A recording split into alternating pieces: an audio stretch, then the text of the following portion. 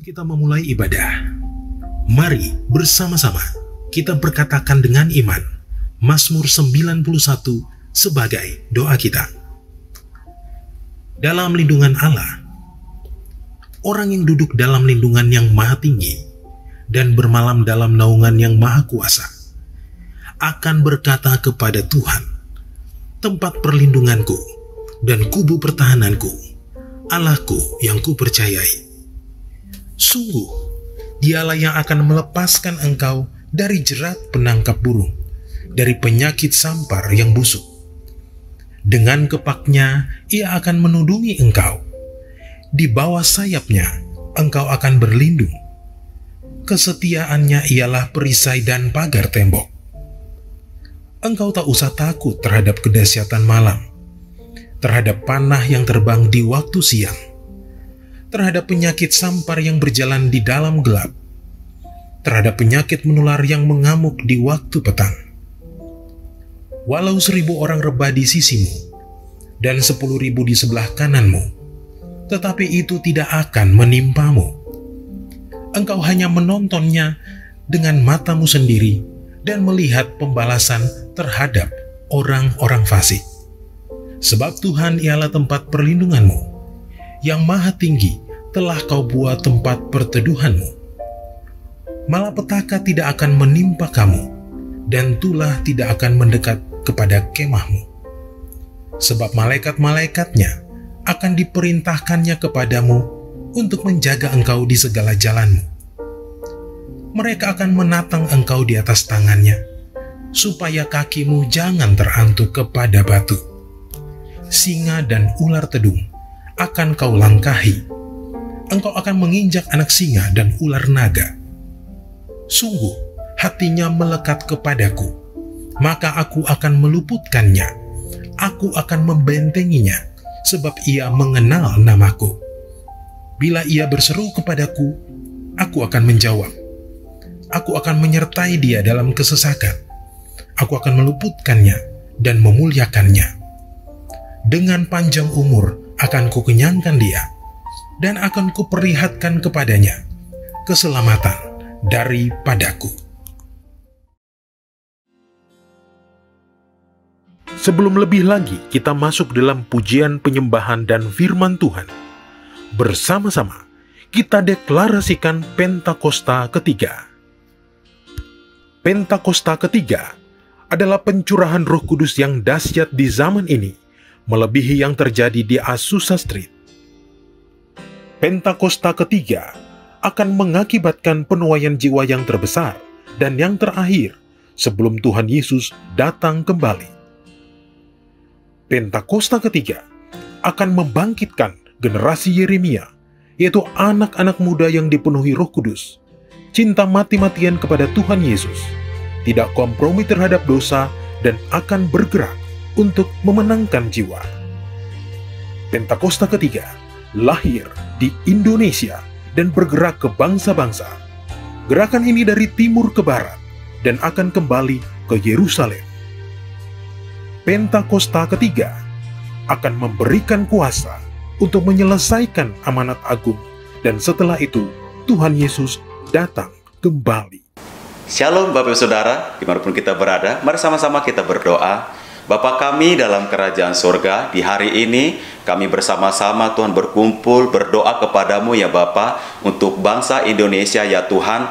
Biarlah Indonesia dipulihkan dengan cepat, bahkan perekonomiannya Tuhan juga Kau bangkitkan Bapa. Kami juga berdoa dan bersyukur kepadamu Tuhan untuk pemimpin bangsa ini Bapa, dari presiden, wakil presiden, bahkan dari kabinet menteri yang ada, pemerintahan pusat sampai daerah ya Bapa. Kami serahkan kepadamu Tuhan, curahkan roh yang takut akan Engkau Bapa, sehingga mereka dapat melakukan tanggung jawab mereka dengan adil dan benar ya Tuhan. Bapa, kami bersyukur juga untuk setiap kejadian yang ada, pandemi COVID-19, kami berdoa dengan iman, diam dan tenanglah. biarlah Indonesia akan dapat melewati Tuhan badai yang ada ya Tuhan. Bapa, kami bersyukur untuk pemimpin kami, untuk GBI Gatus Broto ya Tuhan, Bapak Insinyur Niko Nyotor Harjo beserta wakil-wakilnya Tuhan dari cabang khusus rayon yang ada di Indonesia bahkan luar negeri ya Tuhan. Kami serahkan kepadamu Bapa seluruh pemimpin rohani kami, biarlah minyak yang baik itu mengalir dari kepala jangkau sampai ujung jubah. Biarlah melalui tahun inilah tahun paradigma yang baru, memiliki pola pikir Allah, segala perbuatan kami itu memuliakan Tuhan. Tuhan, kami bersyukur berdoa untuk karayon kami, rayon 1G Tuhan, Bapak Johannes Raja Guguk ya Bapak, biarlah Kau pakai hamba-Mu Tuhan untuk dapat menuai jiwa-jiwa di rayon 1G, biarlah ada kesatuan hati bersama-sama dengan seluruh gembala cabang rayon 1G yang ada ya Tuhan. Bapak, kami bersyukur juga untuk generasi anak muda, yaitu generasi Yeremia, biarlah generasi ini yang memiliki cinta mati-matian kepada Tuhan dan melakukan kehendak-Mu pada zaman ini ya Tuhan. Pakai Tuhan generasi ini, baik di sekolah-sekolah, di tempat kuliah, bahkan di pekerjaan ya Tuhan, di lingkungan dimanapun Tuhan anak-anak muda ini berada Bapa, menjadi saksi untuk menuai jiwa yang terbesar di akhir zaman ini ya Tuhan. Bapa, kami bersyukur untuk gereja-gereja Tuhan, biarlah bergandengan tangan bersama-sama, gereja Tuhan dipersatukan, gereja Tuhan menjadi saksi, biarlah Indonesia dipulihkan Tuhan. Terima kasih Bapa, kami bersyukur kepadamu, Allah kami yang hidup, Allah kami yang dahsyat, perbuatannya ajaib bagi kami. Dalam nama Tuhan Yesus Kristus kami berdoa dan bersyukur. Sama-sama kita katakan amin.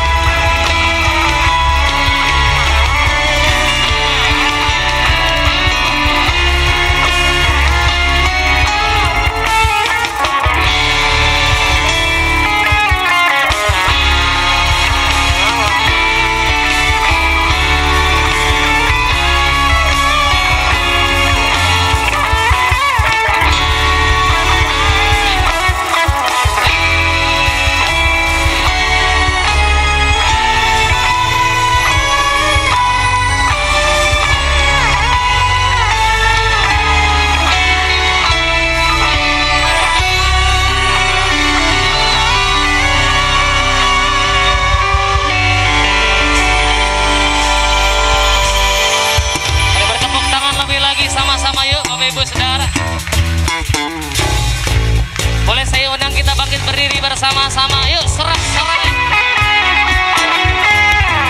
Sebab Tuhan Raja Maha Besar. Hadirannya dalam setiap hidup membawa kasih. Sebab saudara.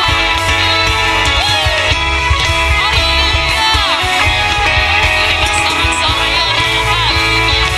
Katakan dari luar. Pulau dan benua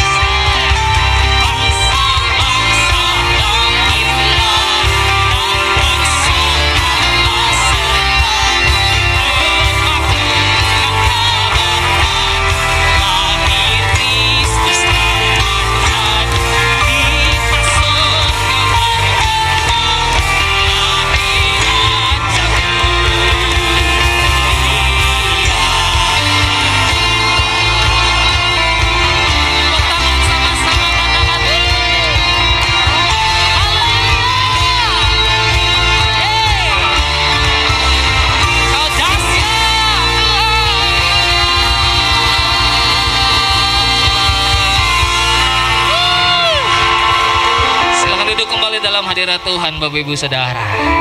Saya percaya hari ini semua kita sukacita, katakan amin. Karena bukan hanya sekedar di akhir tahun, Saudara, tapi hari ini hari di mana kita memperingati kelahiran Tuhan Yesus. Satu pribadi yang tidak pernah tinggalkan setiap kita, Saudara. Namanya disebutkan orang penasehat ajaib. Dia tetap ada dalam kondisi apapun yang terjadi dalam hidup kita, Saudara.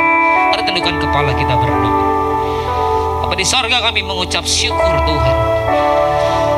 Kalau hari ini kami ada di tempat ini, kami merayakan hari di mana Engkau boleh lahir, jadi juru selamat dalam setiap kehidupan kami. Siapakah kami ini Tuhan? Tapi kami boleh layak di hadapan Tuhan hanya karena kasih-Mu, hanya karena anugerah-Mu, hanya karena kebaikan-Mu. Bapak, terima kasih Tuhan. Terima kasih. Biar hari ini ada pujian penyembahan dari hati setiap kami, yang kami mau bawa sebagai korban syukur kepadamu ya Tuhan. Oh Rabaya Shanda Baralaba.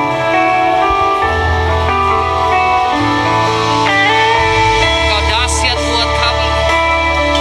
Kami mau menikmati kasih anugerah Tuhan dalam kami. Yes Lord.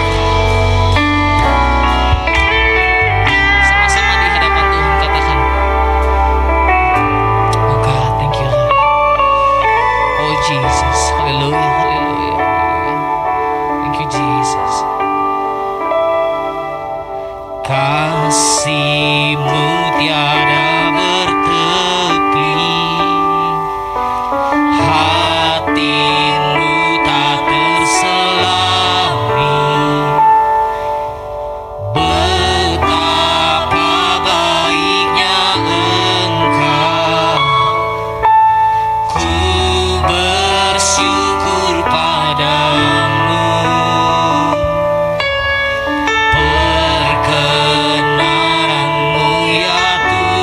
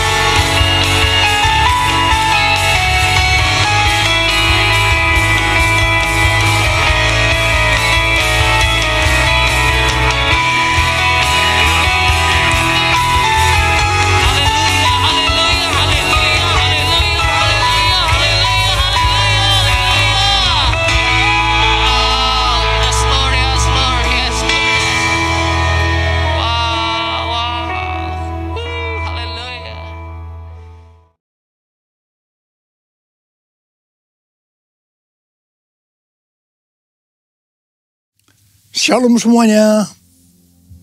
Tema Natal kita tahun 2022 adalah Yesus pembawa pengharapan baru.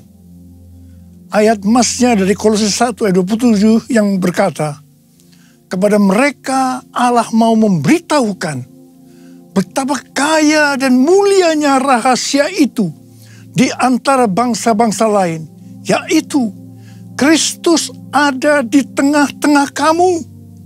Kristus yang adalah pengharapan akan kemuliaan. Haleluya. Sesuai dengan Lukas 2 ayat 8 sampai dengan 12. Ketika gembala-gembala yang tinggal di padang menjaga kawanan ternak mereka di malam hari, tiba-tiba berdiri seorang malaikat Tuhan dekat mereka. Dan kemuliaan Tuhan bersinar meliputi mereka. Dan mereka sangat ketakutan. Lalu kata malaikat itu kepada mereka, jangan takut. Sebab sesungguhnya aku memberitakan kepadamu kesukaan besar untuk seluruh bangsa. Hari ini telah lahir bagimu juru selamat, yaitu Kristus Tuhan di kota Daud. Dan inilah tandanya bagimu.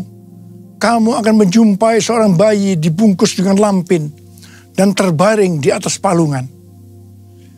Kelahiran Yesus Kristus sebagai juru selamat yang berarti lahirnya sang pembawa pengharapan baru bagi dunia akan memberikan kesukaan besar bagi seluruh bangsa.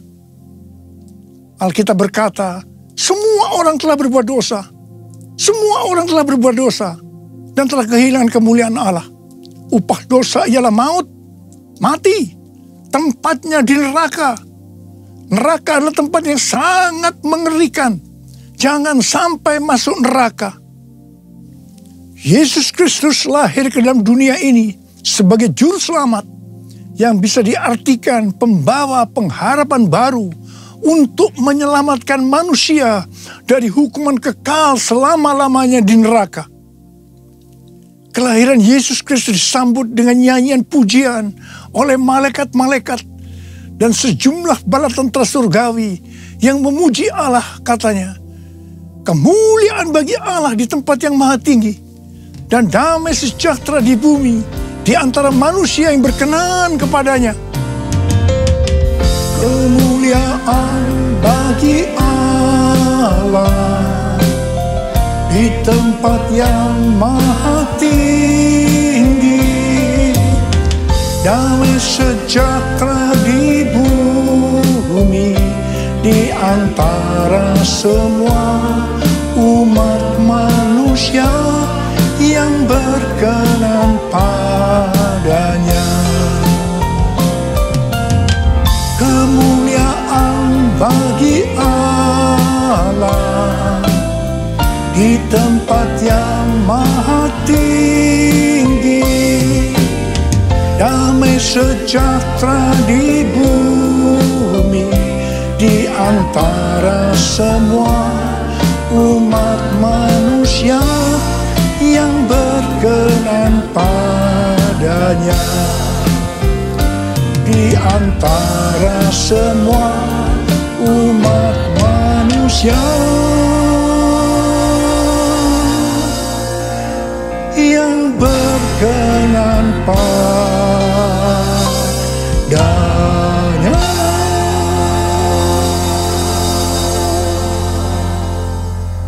Tema Natal yang Tuhan berikan ini, yaitu Yesus pembawa pengharapan baru, sangat tepat untuk mempersiapkan kita memasuki tahun 2023. Di mana pandemi COVID masih belum berakhir.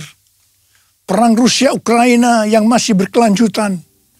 Informasi tentang inflasi dan resesi ekonomi tahun 2023 diberitakan di semua platform media sosial. Sesuai dengan apa yang disampaikan oleh Pastor D, seorang hamba Tuhan dari Perth, Australia.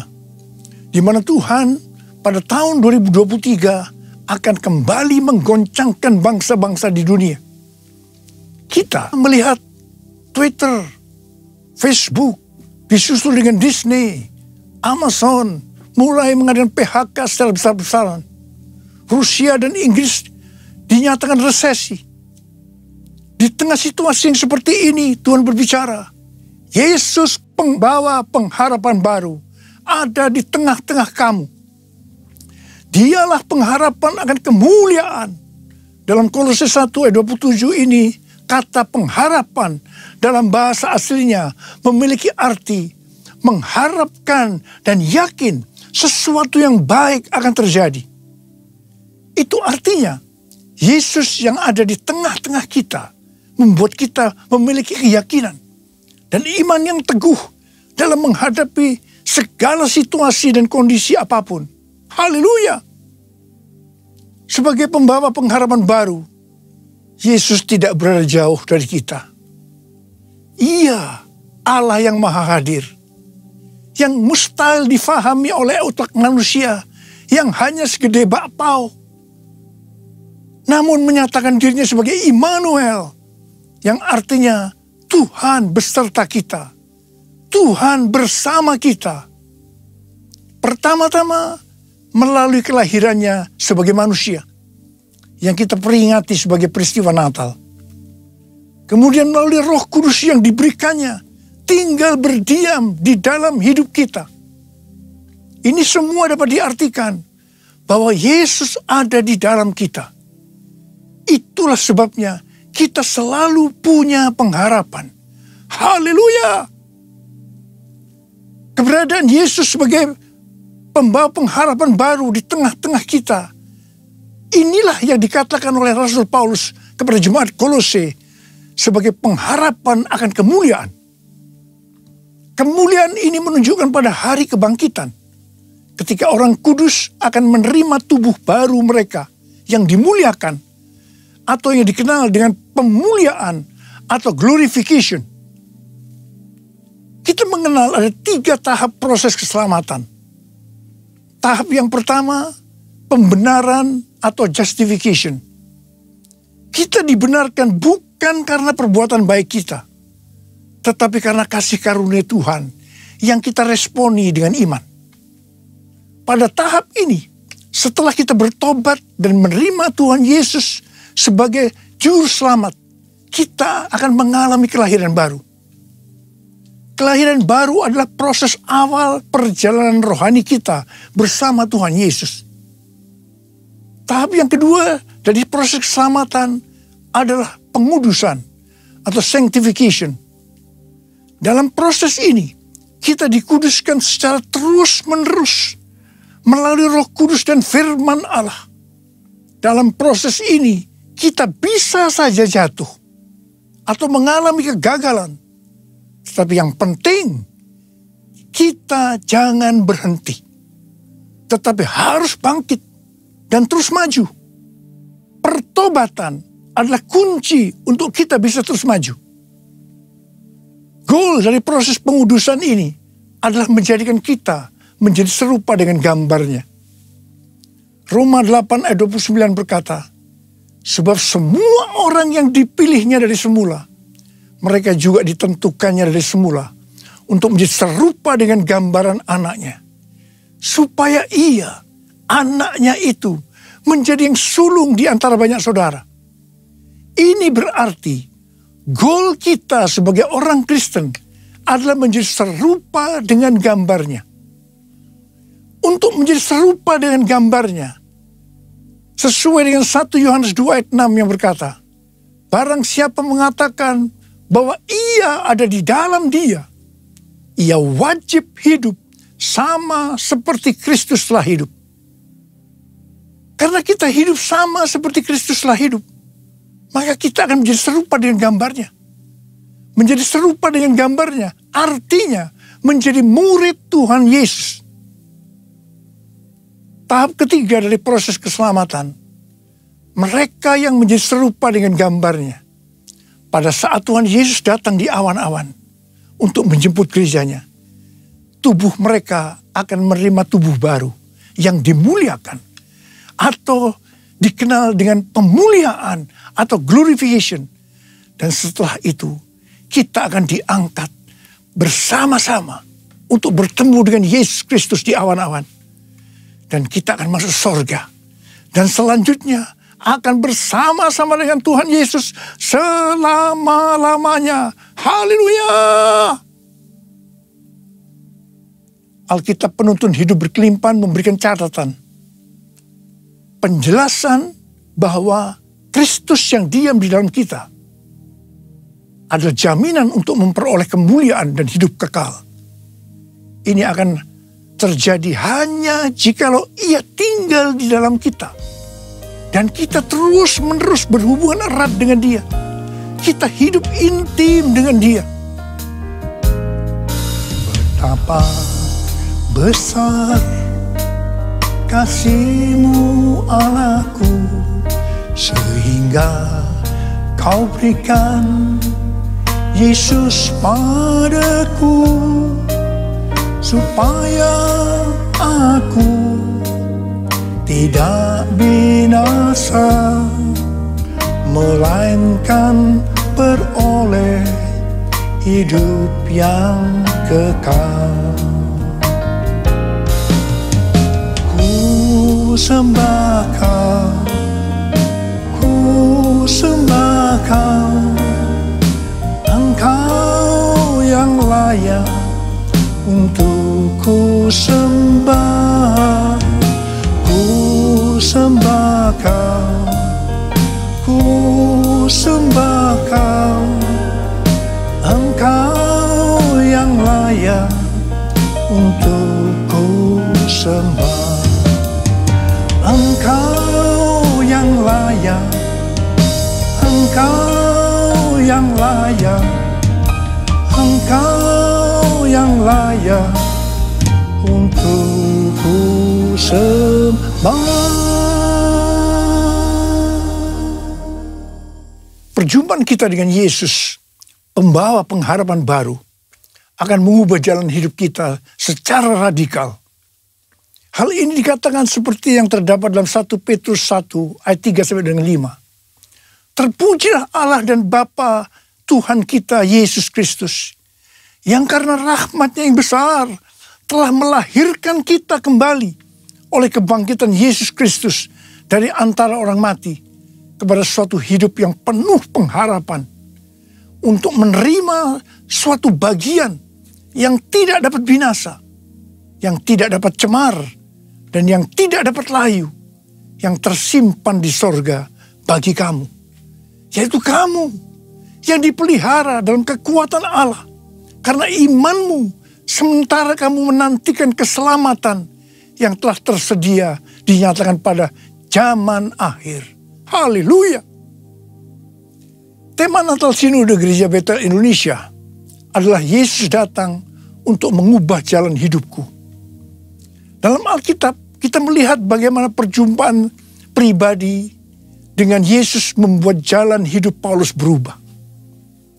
Pada waktu Paulus dalam perjalanan menuju Damsyik, dengan semangat yang menyala-nyala untuk mengancam dan membunuh murid-murid Tuhan, untuk menangkapi mereka dan membawanya ke Yerusalem, di sana justru jalan hidupnya berubah secara radikal. Paulus mengalami perjumpaan secara pribadi dengan Tuhan Yesus. Saulus, si penganiaya murid-murid Tuhan Yesus, diubahkan Tuhan menjadi Paulus, seorang murid Yesus dan rasul yang menjadikan banyak orang menjadi murid Tuhan Yesus. Ia memberitakan Yesus di rumah-rumah ibadat dan mengatakan bahwa Yesus adalah anak Allah. Perjumpaan kita secara pribadi dengan Yesus, pembawa pengharapan baru, juga harus mengubahkan kita menjadi murid Tuhan Yesus. Setelah Paulus secara pribadi mengalami perjumpaan dengan Yesus, pembawa pengharapan baru, ia berkata dalam Kolose 1 ayat 28 dan 29, Dialah yang kami beritakan, apabila tiap-tiap orang kami nasihati, dan tiap-tiap orang kami ajari dalam segala hikmat, untuk memimpin tiap-tiap orang kepada kesempurnaan dalam Kristus. Itulah yang kuusahakan dan kupergumulkan dengan segala tenaga, sesuai dengan kuasanya yang bekerja dengan kuat di dalam aku. Jadi yang Paulus lakukan setelah dia berjumpa secara pribadi dengan Yesus, pembawa pengharapan baru, yang pertama, Paulus senantiasa memberitakan Kristus dengan segala tenaga. Tenaga yang dimaksudkan bukan dengan kekuatan sendiri, melainkan dengan kekuatan Roh Kudus yang bekerja dengan kuat dalam dirinya. Hal yang kedua, apa yang Paulus lakukan ini, dia kerjakan bukan untuk mencari keuntungan bagi dirinya sendiri, melainkan bagi kepentingan jemaat, agar mereka semua dapat bertumbuh secara rohani, serta memimpin mereka kepada kesempurnaan dalam Kristus. Ini adalah semangat untuk memberitakan Injil, semangat untuk memuridkan jemaat. Ini adalah semangat untuk menuntaskan amanat agung. Saya mengajak kita semua untuk mengalami perjumpaan secara pribadi dengan Tuhan Yesus, Sang Pembawa pengharapan baru. Saya percaya kita akan melakukan seperti apa yang dilakukan oleh Rasul Paulus. Sesuai dengan 2 Timotius 3 ayat 1 yang berkata, ketahuilah bahwa pada hari-hari terakhir akan datang masa yang sukar.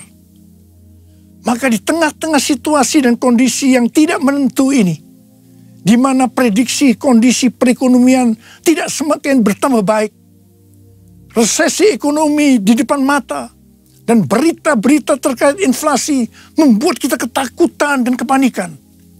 Ingatlah, Yesus memberikan pengharapan yang baru bagi kita. Katakan amin. Mungkin juga ada di antara kita yang bertanya-tanya, mengapa masalah-masalah datang silih berganti, seperti tidak habis-habisnya, terutama di tengah-tengah pandemi ini.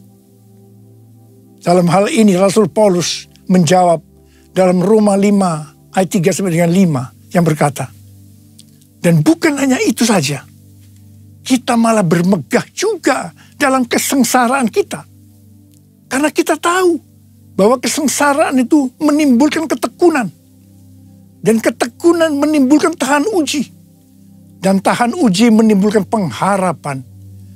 Dan pengharapan tidak mengecewakan. Karena kasih Allah telah dicurahkan di dalam hati kita oleh Roh Kudus yang telah dikaruniakan kepada kita. Haleluya! Juga Roma 12 ayat 12 berkata, bersukacitalah dalam pengharapan, sabarlah dalam kesesakan, dan bertekunlah dalam doa. Di sini diingatkan bahwa dalam setiap tantangan, kesesakan, selalu ada pengharapan. Karena itu kita harus tetap bersukacita, harus sabar dan bertekun dalam doa. Mari, saya ajak saudara untuk memperkatakan Roma 8 ayat 28. 1, 2, 3.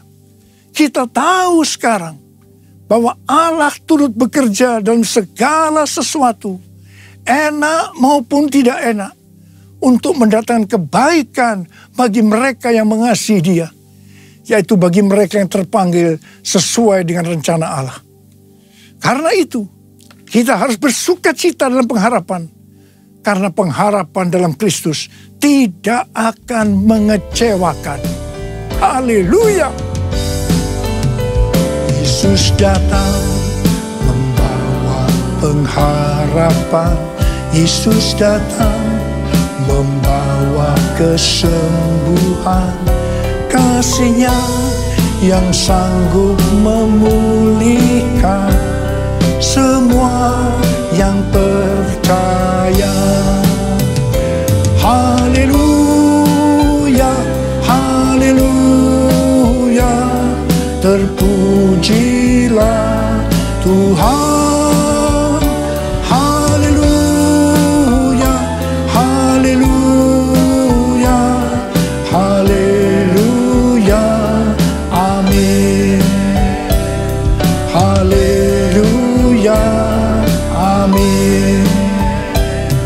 Haleluya,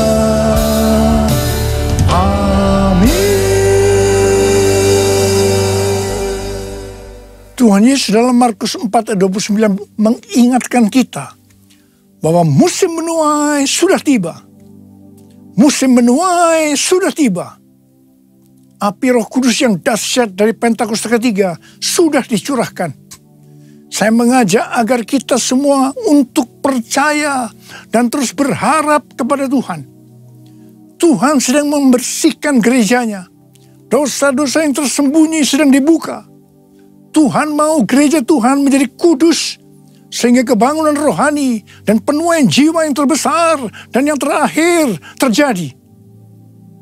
Kedatangan Tuhan Yesus untuk kedua kalinya sudah sangat-sangat dekat. Waktunya sudah sangat-sangat singkat. Salah satu tanda kedatangan Tuhan Yesus adalah kalau amanat agung selesai. Tuhan mengingatkan bahwa tugas utama kita adalah menyelesaikan amanat agung. Kita harus memuridkan. Perlu diingat bahwa yang bisa memuridkan adalah murid. Karena itu kita semua harus menjadi murid Tuhan Yesus. Sesuai dengan 1 Yohanes 2 ayat 6. Bahwa murid Tuhan Yesus adalah mereka yang hidupnya sama seperti Kristus telah hidup. Karena hidup sama seperti Kristus telah hidup, maka kita akan menjadi serupa dengan gambarnya. Sekali lagi, saya ingatkan bahwa goal kita sebagai orang Kristen adalah menjadi serupa dengan gambarnya.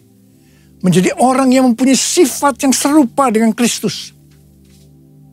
1 Korintus 13 ayat 13 berkata, demikianlah tinggal ketiga hal ini, yaitu iman, pengharapan, dan kasih. Dan yang paling besar di antaranya ialah kasih. Kasih di sini artinya mempunyai sifat serupa dengan Kristus. Kasih lebih besar dari iman dan pengharapan. Jadi yang paling besar dalam kerajaan Allah adalah mereka yang mempunyai sifat serupa dengan Kristus. Yaitu mereka yang hidup saleh dan mengasihi Tuhan. Bukan mereka yang besar dengan prestasi lahiriah. Untuk menjadi serupa dengan gambarnya, kita harus mempunyai iman yang kuat. Dan pengharapan yang kuat kepada Tuhan. Sekali lagi saya ingin mengingatkan kepada kita. Bahwa hanya mereka yang serupa dengan gambarnya, yaitu murid Tuhan Yesus saja yang akan masuk surga. Waktu kedatangan sudah semakin dekat. Mari kita semakin serius untuk mempersiapkan diri, untuk menjadi murid, menjadi serupa dengan gambarnya. Sehingga pada saat dia datang di awan-awan, kita akan ikut dalam pengangkatan. Dan selanjutnya masuk surga bersama Tuhan Yesus. Tema Natal tahun 2022, Yesus pembawa pengharapan yang baru, mengingatkan kita semua akan perbuatan yang besar dari Tuhan Yesus kepada kita semua. Karena semua orang telah berbuat dosa dan telah kehilangan kemuliaan Allah. Upah dosa adalah maut, mati. Tapi dia, Yesus yang tidak berdosa, telah dijadikan dosa oleh karena kita. Dia harus turun dari sorga mulia, menjelma menjadi manusia, mati ganti kita, menyelamatkan kita dari hukuman kekal selama-lamanya. Tuhan Yesus luar biasa, perbuatannya besar, perbuatannya besar, perbuatannya besar, perbuatannya besar, perbuatannya besar, pujilah namanya. Perbuatannya besar, perbuatannya besar, haleluya, perbuatannya besar, puji Tuhan, perbuatannya besar, pujilah namanya. Pujilah Tuhanku dengan segenap hatiku,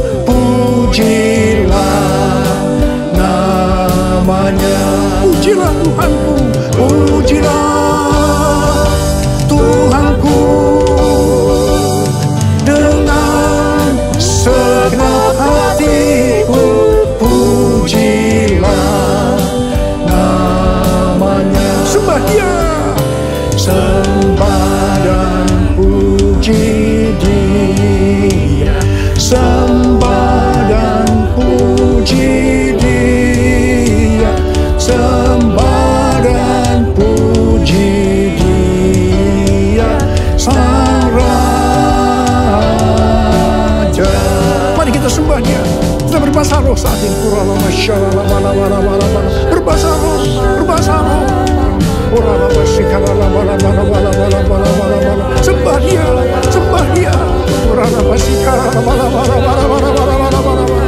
Oh Tuhan terima kasih, Tuhan terima kasih, Tuhan terima kasih. Oh Tuhan, sembah dan puji Dia, sembah dan puji Dia, sembah dan puji Dia Sang Raja, sembah dan puji Dia Sang Raja.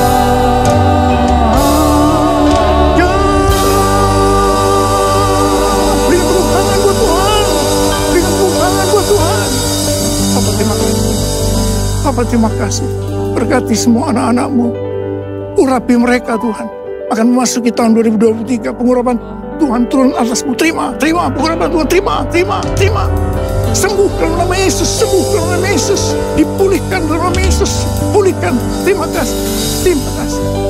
Bapa Engkau baik, Tuhan Yesus baik, Tuhan Yesus Engkau baik.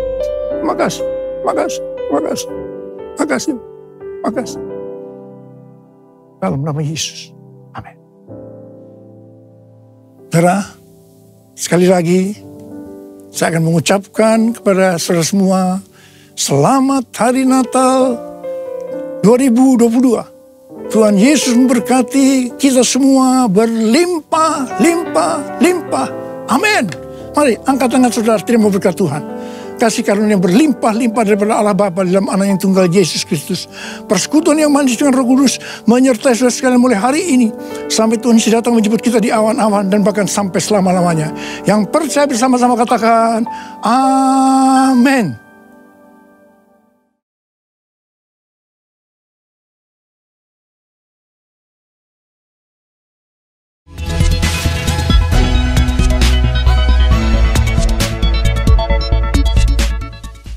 Shalom Bapak Ibu dan teman-teman sekalian.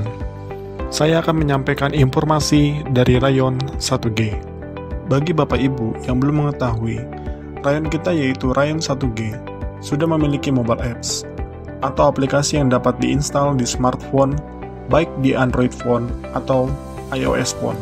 Untuk yang belum menginstal aplikasi GBI Rayon 1G, dapat mendownload di Play Store bagi yang menggunakan smartphone Android atau di App Store bagi yang menggunakan smartphone iOS dengan mengetik di mesin pencarian GBI Rayon 1G. Di dalam aplikasi GBI Rayon 1G, Bapak Ibu bisa banyak mendapatkan berbagai informasi dan manfaat. Contoh informasinya adalah Bapak Ibu bisa mengetahui visi dan misi rayon kita, perjalanan rayon kita dari awal sampai terbentuknya Rayon 1G, struktur dan cabang-cabang rayon kita yang tersebar baik di Jakarta Timur dan Pusat, Depok, Kalimantan Barat, Bali, dan Manado.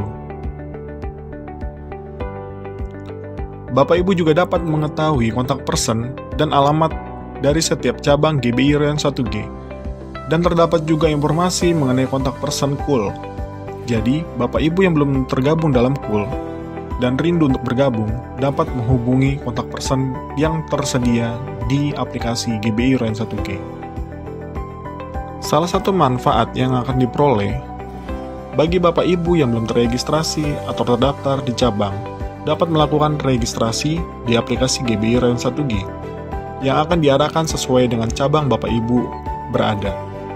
Bapak Ibu juga dapat mengikuti program pembacaan Alkitab bersama-sama yang sudah di-setup atau di-schedule di aplikasi GBI Rayon 1G.